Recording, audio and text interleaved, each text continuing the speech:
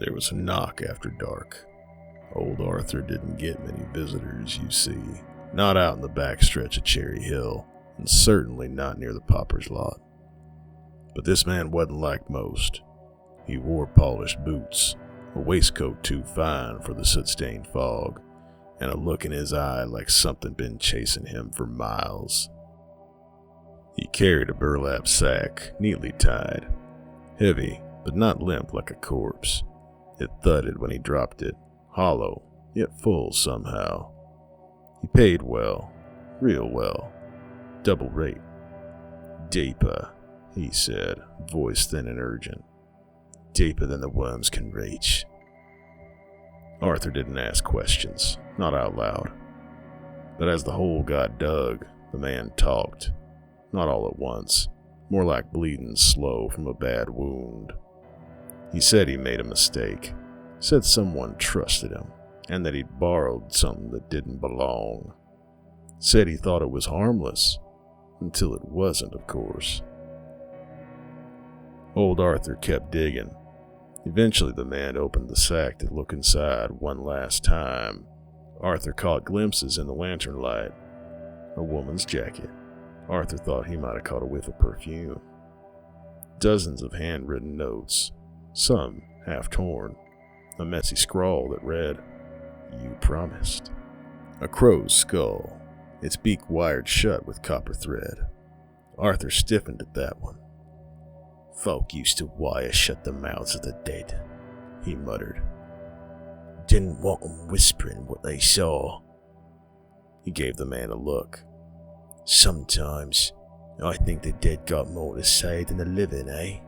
The man didn't respond, just dropped the sack into the hole. When they covered it, the man knelt, whispered to the dirt, maybe a name, maybe an apology. Arthur couldn't be sure. His hearing wasn't what it used to be. Then he walked off into the fog, thick as pea soup. Arthur lit his pipe, leaned on the shovel. Then he saw it. Something the man had forgotten. A locket, glinting gold where the dirt was too shallow. Arthur plucked it out and opened it. Inside was a faded lilac petal, and a single, elegant line engraved in the metal. "We were only lonely, never free." He stared at it for a while, then snapped the locket shut and tucked it into his coat. Then he walked off, lantern swinging low. Behind him, the grave stirred, just a little.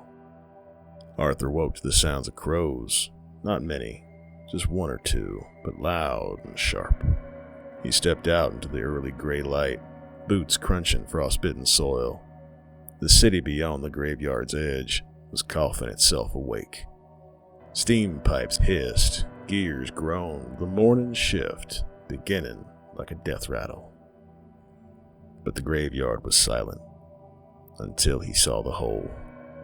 The grave had been disemboweled, like a drunk surgeon carving secrets out of the earth with a broken bottle. The earth was clawed like something had thrashed its way out, dirt flung 6, 7 feet in every direction. The headstone snapped in half, one chunk half buried like it had tried to get away. Arthur stepped closer.